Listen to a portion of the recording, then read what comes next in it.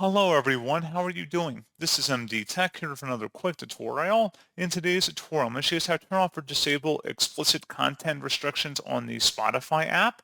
So this should hopefully be a pretty straightforward process here, guys. And without further ado, let's go ahead and jump straight into it. So all you have to do is sign into Spotify and select your user icon up at the top left, and then select Settings and Privacy.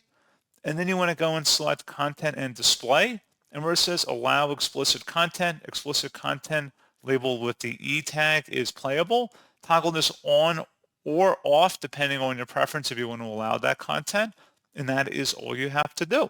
So pretty straightforward process, guys. And as always, thank you for watching. I do hope that I was able to help you out. And I do look forward to catching you all in the next tutorial.